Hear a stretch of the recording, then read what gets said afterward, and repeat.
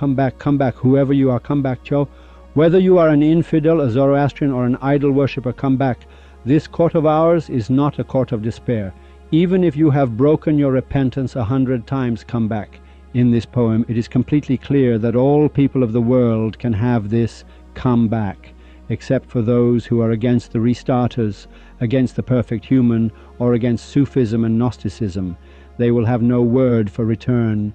From this poem, it is perfectly clear that even if you are an infidel, a Zoroastrian, or an idol worshipper, there is a path to salvation.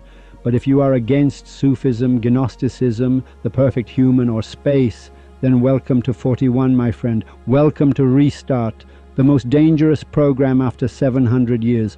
Welcome, which is being broadcast as a television film. And for us to broadcast our television live for you, I would have to buy about $50,000–$60,000 worth of equipment and pay $1,000 a week. And there are a series of problems. We are waiting with God's hope to see what happens later. On our television, we broadcast no commercials, nor at your service feature films or other things or subtitled movies until we see what we will do later. I congratulate the Restart kids. It's clear that this time we have a real concern.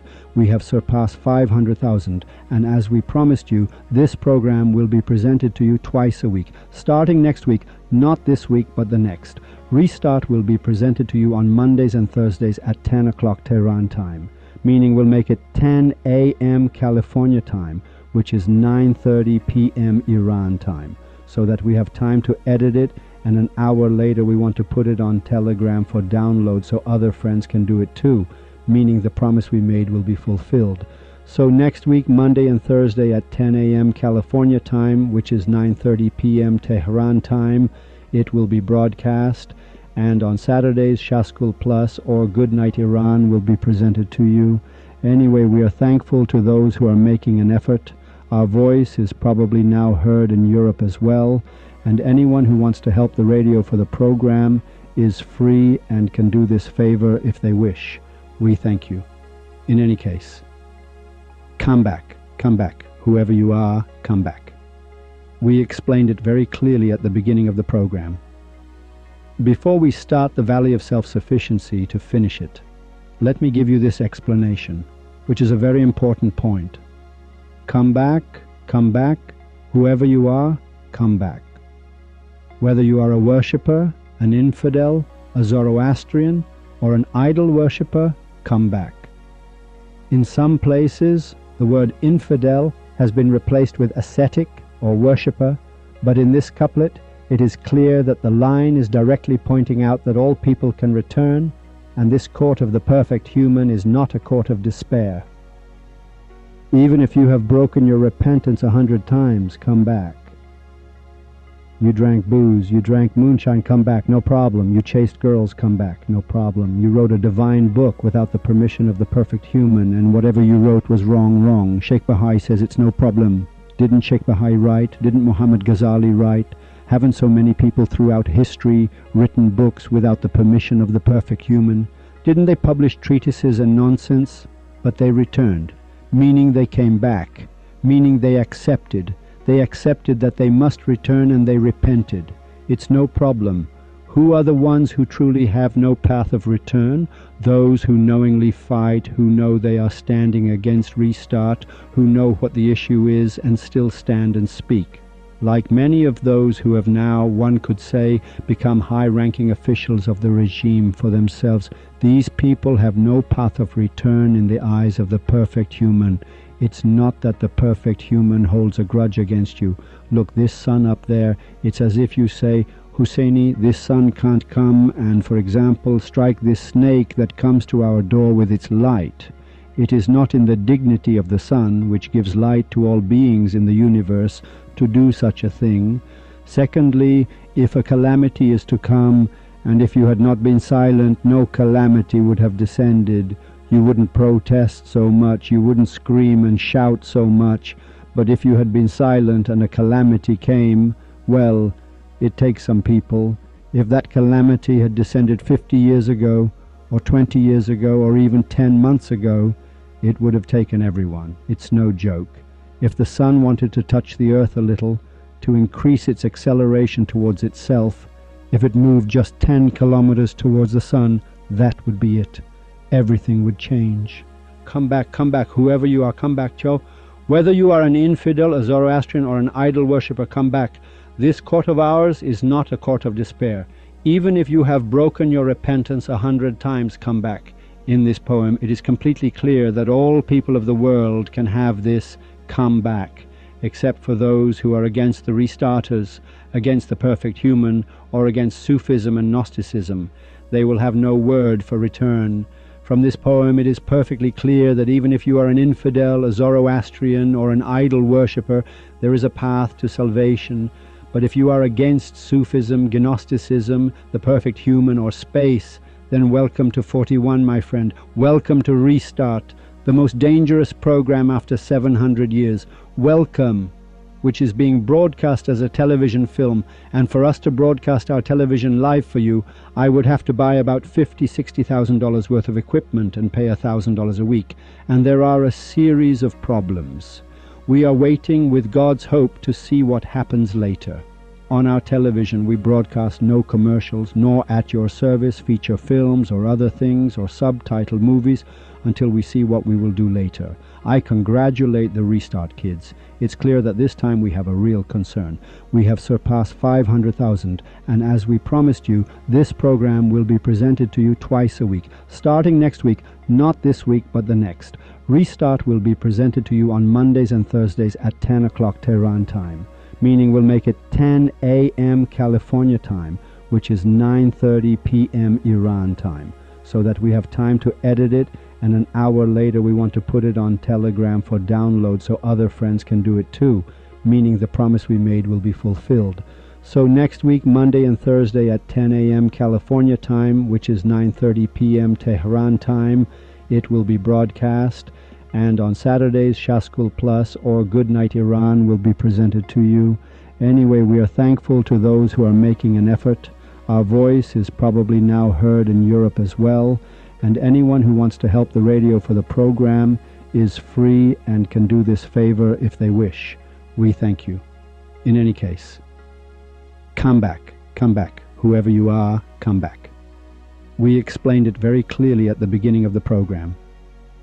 Before we start the Valley of Self-Sufficiency to finish it, let me give you this explanation, which is a very important point. Come back, whoever you are, come back. Whether you are a worshipper, an infidel, a Zoroastrian, or an idol worshipper, come back. In some places, the word infidel has been replaced with ascetic or worshipper, but in this couplet, it is clear that the line is directly pointing out that all people can return, and this court of the perfect human is not a court of despair.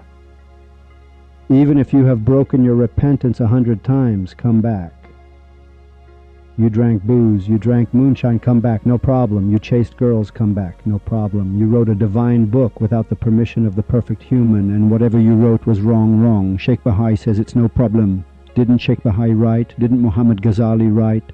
Haven't so many people throughout history written books without the permission of the perfect human? Didn't they publish treatises and nonsense? But they returned, meaning they came back, meaning they accepted. They accepted that they must return, and they repented. It's no problem. Who are the ones who truly have no path of return? Those who knowingly fight, who know they are standing against Restart, who know what the issue is and still stand and speak. Like many of those who have now, one could say, become high-ranking officials of the regime for themselves, these people have no path of return in the eyes of the perfect human. It's not that the perfect human holds a grudge against you. Look, this sun up there, it's as if you say, Husseini, this sun can't come and, for example, strike this snake that comes to our door with its light. It is not in the dignity of the sun, which gives light to all beings in the universe, to do such a thing. Secondly, if a calamity is to come, and if you had not been silent, no calamity would have descended. You wouldn't protest so much, you wouldn't scream and shout so much, but if you had been silent and a calamity came, well, it takes some people. If that calamity had descended 50 years ago, or 20 years ago, or even 10 months ago, it would have taken everyone. It's no joke. If the sun wanted to touch the earth a little, to increase its acceleration towards itself, if it moved just 10 kilometers towards the sun, that would be it. Everything would change. We're to become infidels. No dust would settle on the robe of his magnificence. This happens in the valley of self-sufficiency. In the valley of self-sufficiency, a person realizes that in the universe, as Rumi beautifully says, and unfortunately they have censored all of this in the existing poems. Let me find it now. They have censored everything. I really don't know. If we were to succeed in saving just this, for example, on websites they have all written, "From non-existence towards existence, every moment, O Lord, there is a caravan in procession." Censored. Now why do they censor this? So that the scientific message in it doesn't become clear. It has a very special message. Rumi says, "From non-existences towards existences," flowing, meaning there isn't just one existence, there are existences. And from non-existences towards existences flowing, every moment 100 caravans arrive. This is in the valley of self-sufficiency. What does this verse really mean? What does it mean? It says a person reaches a stage where they realize that the entire universe, every second, billions of galaxies are annihilated, and billions of galaxies enter the universe and flow into the existences. There, one realizes that they themselves have no value, affection, or gift to think they are somebody. It's exactly like, for instance, let's say one of the officials of the regime is in conflict with me, I'm giving an example, and then at the moment of his death he realizes that all his relatives are with me, they were all my agents. When he breathed he was my agent, meaning I could have told his breath not to come up, meaning when he ate I could have had a virus come out right there and say, "Sir, I am a subordinate of his." I could have killed him. It's very bad. It's like a detective movie. At the last moment, the guy realizes that everyone, his mom was my friend, his dad was my friend, his brothers were my friends, his bodyguards were my friends, everyone around him was my friend. The wall was my friend. That cane next to the wall could have turned into a dragon and eaten him.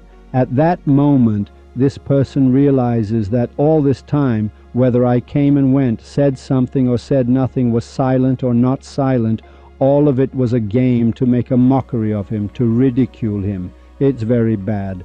In the valley of self-sufficiency, a person reaches this stage where they see that whether they exist or not, no dust settles on that divine essence.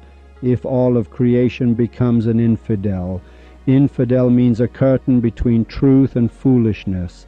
Atheist, blasphemy means a curtain. For example, the moment you are listening to this program, when you close your eyes, your eyelid becomes an atheist. It is blasphemy.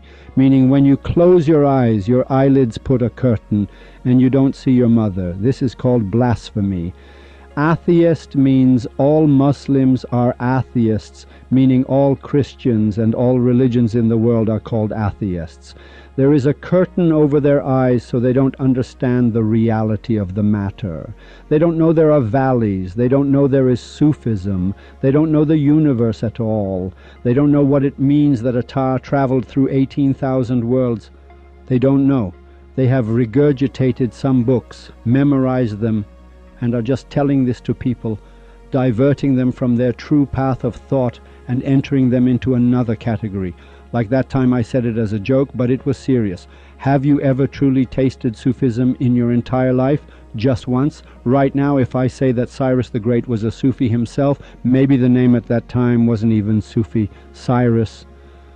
Look at how the world is now pursuing him to understand how much he understood, how much religions enjoyed, how much they enjoyed through this Sufism.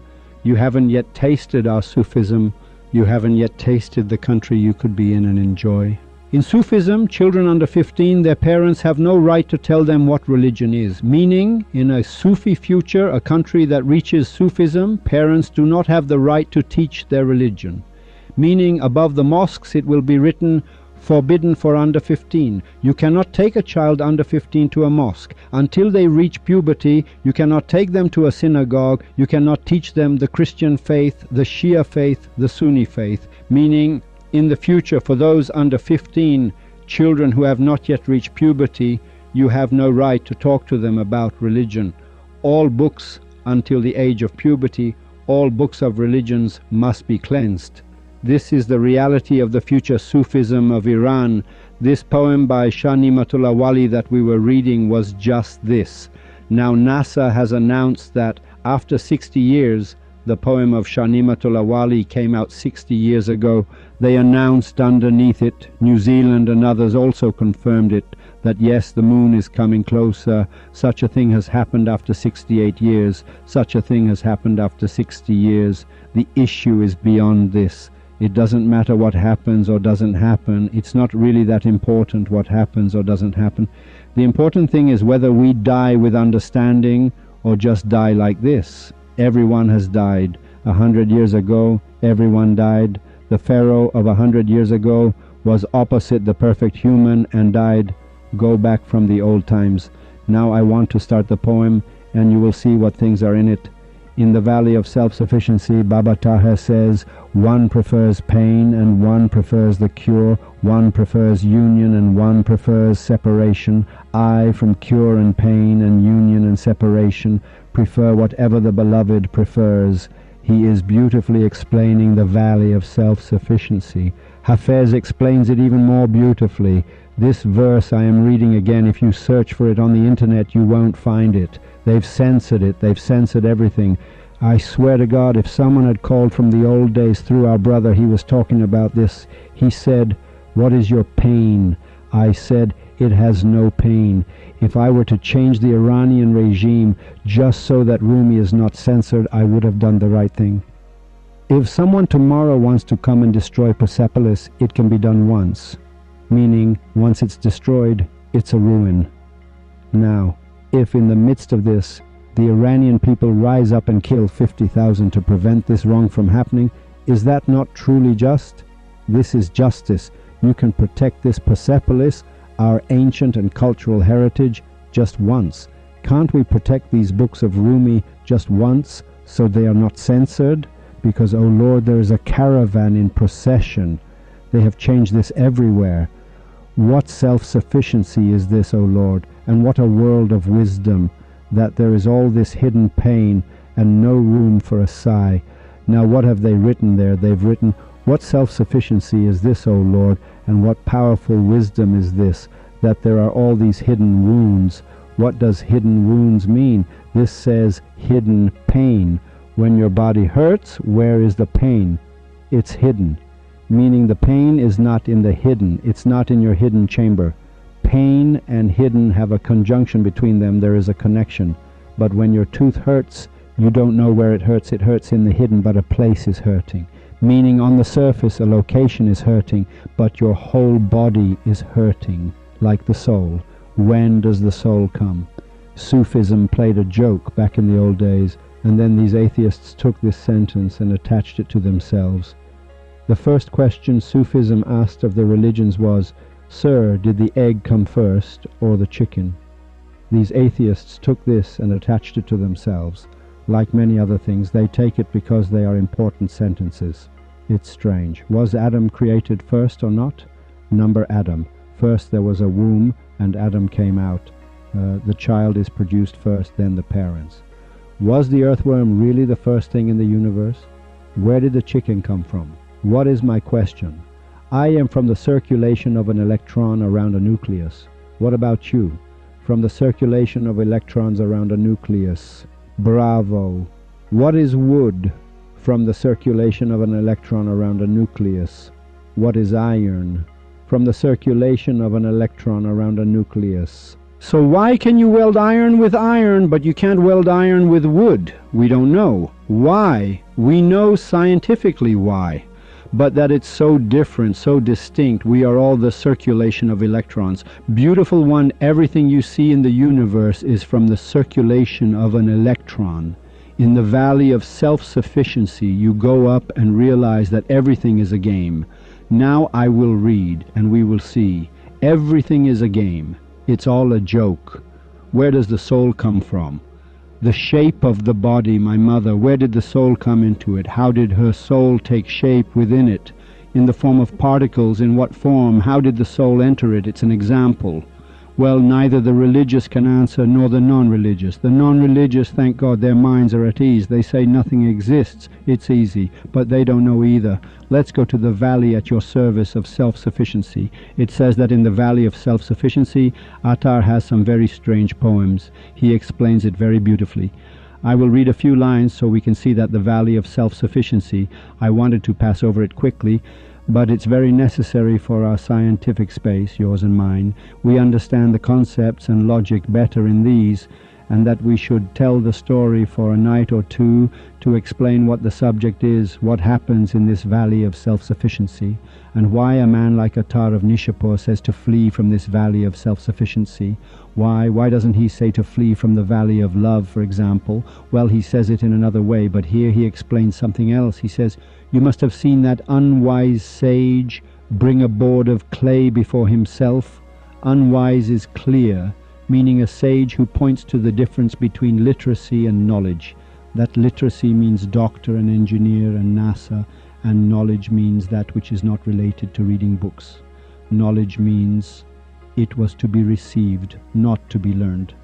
So a scholar is this. Now all these ayatollahs you see, no, nothing. So they are not scholars. This is also clear that it's nothing.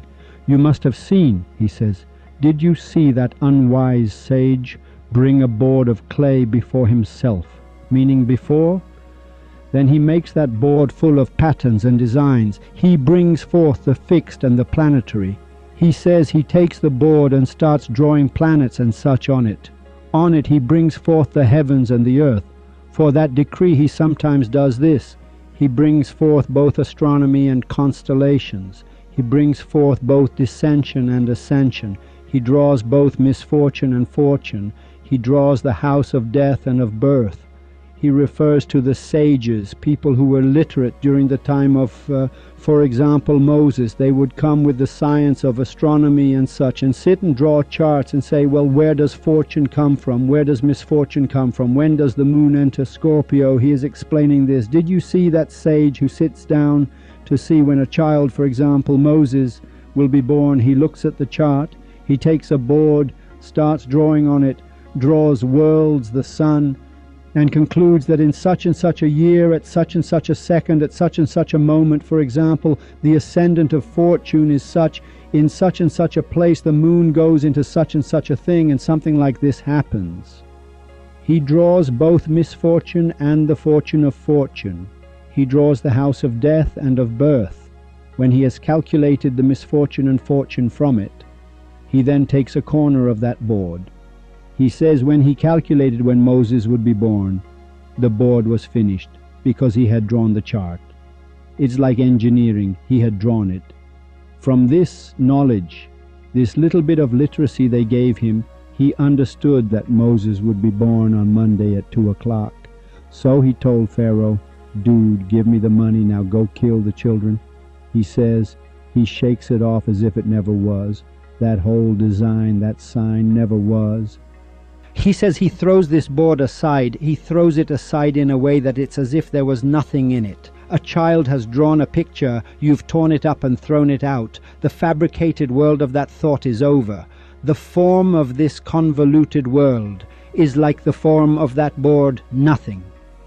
Attar in the Valley of Self-Sufficiency is explaining that the entire universe is like drawing a picture on that board, and when you reach that stage, you see the board is not there. You understand that the whole world is a game. Like the movie The Matrix. In The Matrix it has its sign too.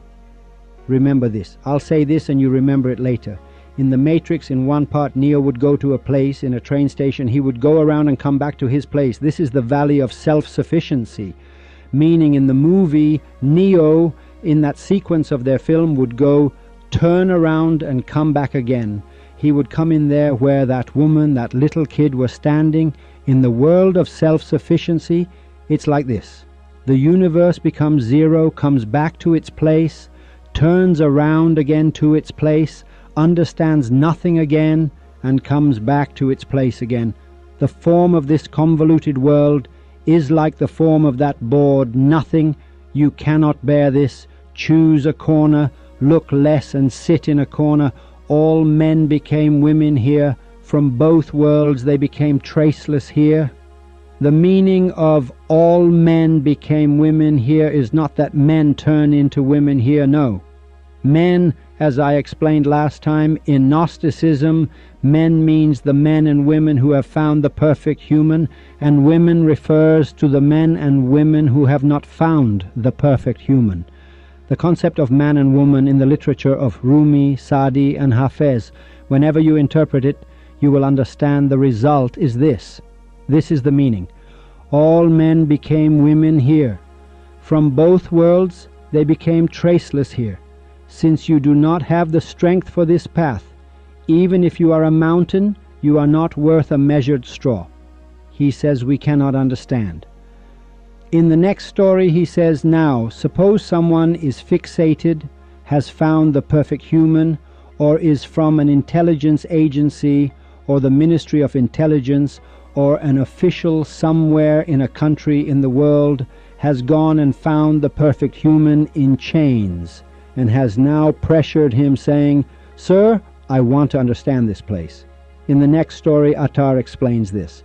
That fly was going for the sake of a meal. It saw a honeycomb in a corner. He says a fly. A fly in our literature, it's clear. Who do they call a fly? It's bad, a little bad. A Sayyid is called a fly. We also have a Sayyid fly. A scholar is called that. I'm joking. A mullah is called that. A priest, a rabbi is called that, whose place is essentially where he sits, which you know and I know, but you think he understands a lot. Meaning a fly in Gnostic interpretation means someone who is a pseudo-scholar, meaning someone who thinks he understands something, but his place is essentially where he ought to be sitting. He says a fly saw a honeycomb. From the desire for that honey he became infatuated. He cried out, where is a free man? Yahoo! Exclamation mark. He saw the honey and said, the valley of self-sufficiency is so cool. Man, what should we do? I want to go into the honeycomb and see the honey. Who will take a barley corn from this poor me, and in return seat me inside that honeycomb? I'm willing to pay some money. Instead of coming and saying, I was wrong, forgive me, I'm even willing to pay some money for him to explain this valley of self-sufficiency. If the honey said, I saw this honeycomb, who is there to come and take some money, a barley corn from me and put me into this world? A beautiful paradise. This makes a very important point. I told you the other day that humans enter paradise based on their atomic number. You simply cannot enter. This story confirms this. I did good deeds, I did this and that, I fixed their streets and their trash cans. Why am I in hell? Sir, that's not the issue at all. The issue is not that you are a fly. If you are iron, you can weld iron to iron. You cannot weld iron to wood. This is a very important point. In this, he says, where is it? What is it that I can give some money, a barley corn, that he will take a barley corn from this poor me, and in return seat me inside the honeycomb? If the branch of my union grows thus, I will find it better in the honey. Let me go there to see the honey and understand what the essence is and so on, what the concept is. Someone did his work for him, a way out. He let him inside and took his barley corn. He says he took the money. Someone said, go on in. When the fly's business fell with the honey, its feet and hands became stuck fast in the honey. As soon as he went in, he didn't know that man. To go into a honeycomb, you first need to have the legs of a bee, or your pants need to be full of bees so it doesn't stick to you. You need to understand something, that to dive into the sea of existence, into the depths of the oceans, you need an oxygen tank. You have to go in. It's not like tomorrow morning I'll strap on a tank, Mom, and grab you too. Grab her by the hair and pull her in. No, she'll die in 5 minutes. She'll die in 2 minutes. This is not a dive. This is not an exploration, not an investigation. You come and give a theory about monotheism, you go into this same door. This is exactly saying that those who command good and forbid evil, who make decisions in God's place, are exactly like this fly that goes in. What happens? He is explaining what happens. Yes, we command good. Let's bring the defenders of the shrine. He says those defenders of the shrine who are, which shrine are they defending? The shrine of Bashar al-Assad. Or don't devalue the martyrs of the imposed war with fabricated martyrs. We've said this 10 times. When the fly's business fell with the honey. 2 issues, a very important point. First of all, where does honey come out of a bee? Very important. Very important. A whole honey comes out. Honey is an indicator of the bee's servitude. The bee says, come, I have nothing. What is it? Eat me. This thing that has been gathered, this is it. It says, eat this, it is a cure, so that you may understand me. Which Maurice Bucaille also took the trouble to explain. Honey means the knowledge that is in the hands of the scholar, in the hands of the perfect human. Honey means something you give and the guy understands something.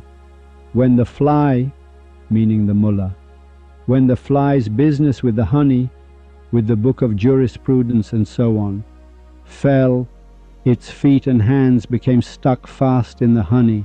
In struggling, its connection became weak, and from thrashing, its bond became tighter. Look at this idiot. He says, this idiot, the more he breathed, the more stuck he got. The more he turned, the more stuck he got. And from thrashing, its bond became tighter. The more he thrashed in this swamp of honey, he got stuck. He cried out, wrath has killed us. My honey has become harsher than poison.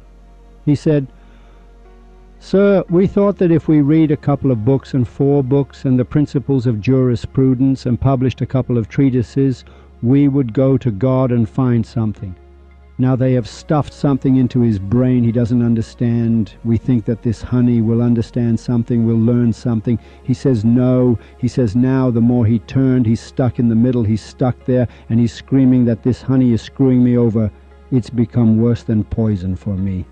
The fly says, the mullah says, he cried out, wrath has killed us, and my honey has become harsher than poison. If I gave 1 barley corn, I'll now give 2. Perhaps I can escape this predicament. He said, man, we messed up, dude. Whatever money I gave, I'll give double. Just pull me out. We explained the story of the donkey. Master, pull me out. They killed him. He said, dude, now. May no one be at ease for a moment in this valley. May the man of this valley be none but the mature. Attar says this is not a valley for any donkey to come into and plunder. This plundering and the buzzing of their flies is for the sweets.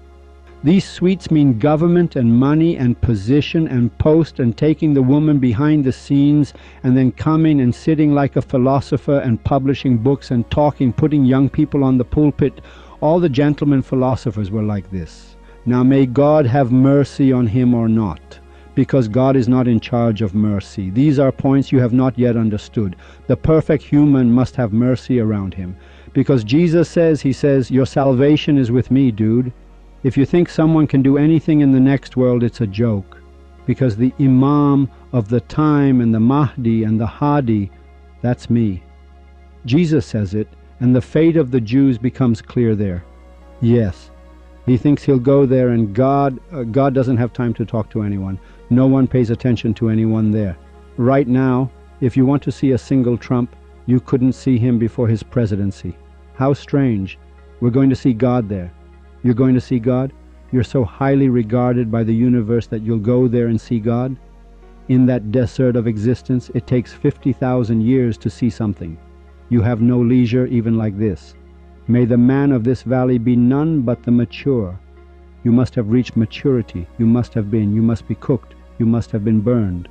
Once more this valley of his, it is a time, O restless-hearted, that you are passing the time in negligence, and he refers to the heart.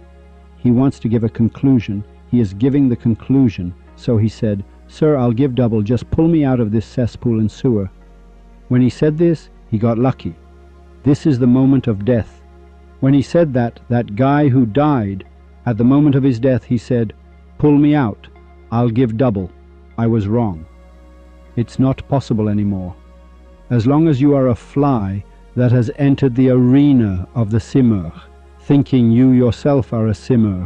You thought you were so great. You'll stay like this. It's a time that this heart of yours, you restart, kid. Before restart, you gave this heart to every idiot you had given it. Since there are many human-faced devils, you shouldn't give your hand to just any hand. This promiscuous heart. He says, it is a time, O restless-hearted, that you are passing the time in negligence. A time when you wasted this heart of yours for no reason. You didn't know that the throne of God, which they say is in the heart of the believer, means the believer is one who finds the perfect human, and they stuff the throne of God into him. The throne of God is in the heart of the believer, meaning how does it pass through the eye of a needle? The throne of God. These words are a joke. They have meaning. This means that 18,000 worlds are under the throne of God. As long as you don't know it. One of the existences says non-existences and existences. They themselves have read in the religions that it is under the throne of God. Do you understand what that means? It means 18,000 worlds of the universe, all of creation, 7 worlds, 7 heavens, all are under this throne of God according to the views of the religions, and its hadith was brought by these idiots themselves. The throne of God is the heart of the believer. Here he is pointing to a very important point. Now find it. Spend another lifetime making a mockery of the nation with books. Find it. You have no more time. It's like that story by Saadi, which is very beautiful. He says a guy ran away, a wolf attacked, the guy ran away. When he ran away, he jumped into a well. When he jumped into the well, a branch of a tree, those little trees that grow from below, you, thank God, have all become apartment dwellers. You don't understand wells. We saw wells in our time. Now your time has passed. All modern and all skipping out, you look and anyway you have apple, everyone has apple. But a well has a place that when you entered it, this little tree would grow out of it. And he jumped into the well out of fear of the wolf. His hand, Saadi says after a few minutes, his eyes got used to the darkness inside the well. He rubbed his eyes and got used to it, and he saw, oh my God, he had run away from the wolf, he had escaped from the president, he had escaped from at your service the Basij, he had escaped from the enforcers of commanding good and forbidding evil. He ran away from the wolf, meaning he escaped from the police force. He jumped into the well. Saadi says he grabbed the branch, and below his feet a mouth, a big dragon, one of these snakes. Its mouth is open to eat him now, and on the other side he hasn't become a restarter or anything. Saadi says he didn't know anything, that his hand was holding onto this little tree, in the tree that grows out of the well. The wolf was waiting above, and the snake's mouth was open below. He says after he got a little used to it, he saw that above this little tree there were 2 mice, black and white. Saadi says they are gnawing at the root of this tree. He said, oh my God, the tree? Black and white mice. Saadi says it means night and day.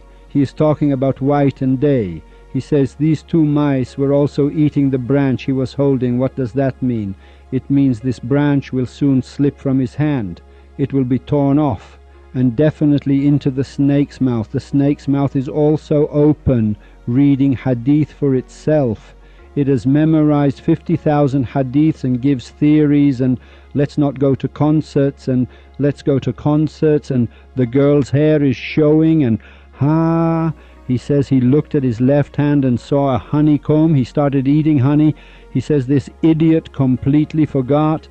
This honey was such that food and provisions and money and material things and love and chasing girls and this and that, he says it was so attractive to him he had forgotten that those 2 mice of night and day were eating that root, and that the branch would be torn from his hand and he would fall into the mouth of the snake. He didn't know that restart existed. This is exactly what he is saying. Arise and cut off this difficult valley. Attar says arise and meaning get up.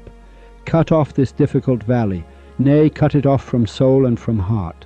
For as long as you are accompanied by soul and heart, you are a polytheist, and more heedless than the polytheists. For as long as you are accompanied by soul and heart, this is a great point. So here he defines the polytheist. He says a polytheist is someone whose heart is with someone else and whose soul is in another valley. This is the polytheist. You don't know that the soul doesn't have the right to kill itself. Some people have also asked, you cannot commit suicide. The soul is not yours to plunder. Whatever you own, you can beat it to a pulp. The soul is not yours to plunder. Beauty is not yours to plunder. This electron that is spinning around the nucleus, the quark, is not yours that you can even have an opinion about it. You can't even have an opinion about your body, let alone about your soul. You cannot have an opinion about anything. You can't do anything with yourself. Now, let alone giving your life. Well, how else should we cram it into your head that, sir, you are completely misunderstanding? A life can only be given for the perfect human in the time of Jesus. A life could only be given for Jesus. For any son of a bitch you gave your life for, you became a martyr of a stupid purchase. It's very simple. He has explained it. He says, how should it be explained? He is explaining it beautifully. For as long as you are accompanied by soul and heart, you are a polytheist, and more heedless than the polytheists, cast away your soul on the path and offer your heart. Otherwise, turn your work away from self-sufficiency. By God, greater than Persepolis, Rumi, Hafez, this is being lost. This is slipping from our hands, which contains all the messages, and it's clear, every single word of it. In the valley of self-sufficiency, many prophets and many, well, prophet means the same as Mahdi. The Mahdi is the same as the master of the age that you talk about, the Hadi and so on, meaning the prophet. Many got scored on right in the middle of this. Only 2 or 3 perhaps of the perfect humans. All of them completed this valley, but they say, for example, he passed it more coolly, they say it like that. Maybe 2 or 3. This is a very difficult valley. All the perfect humans have passed this valley. This meaning the current perfect human has passed this valley. See what greatness is in that person. Once Moses, before he died, was struck in the valley of self-sufficiency. This is also a story. It's all a story. Moses. All these stories are stories, my dear. The core of the story is important. It is that when he was dying, tears filled his eyes. Asriel said, Sir, may I ask what the problem is that you are upset about? He said, No, I'm not upset. I just remembered something in my heart about what will happen to my people. For example, an order came to take Moses' hand and lead him to the bank of that river, now the Nile. Moses said, Where are you taking me? He said, No, they said not to take your soul for now. Let's go see that place first. He said, Okay, let's go. He went there and he said, Look at the bottom there. He looked and saw a stone with a hole in it. He said, What is that hole? What is that? He saw an ant come out of that hole. We kids used to play with stones. One of these stones had a hole in it, and there was an ant inside. Some idiot kid threw this stone and it fell into the ocean at the very bottom. He said, So? He said, Now, wait and watch. He watched and saw a crab holding a grain of wheat coming. It came and came and came. It went from here down there.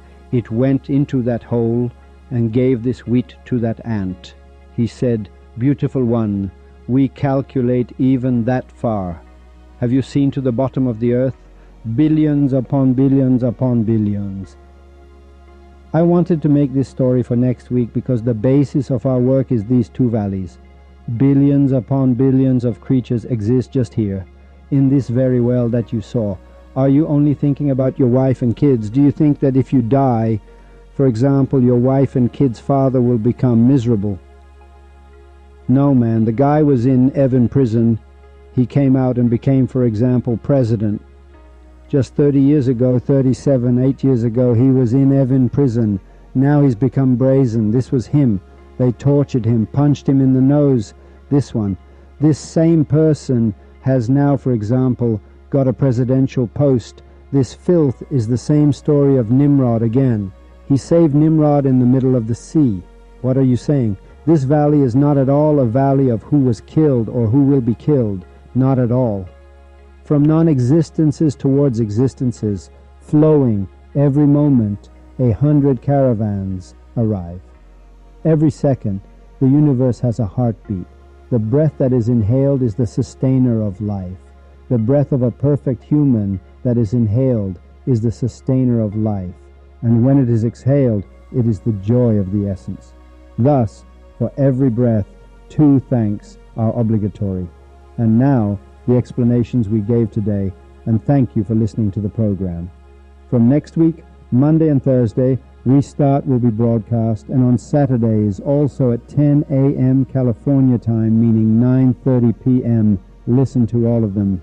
10 a.m. California time, 9:30 p.m. Iran time, so that Shaskul Plus and the others can be presented to you. Thanks for your advertisements. Thank you for your kindness. I shouldn't read any thanks because it has nothing to do with me. If I read something for myself, like those friends we help, it has nothing to do with me. Whether you have money or not, you are helping. You don't have it. Why should we keep saying it? This is the same.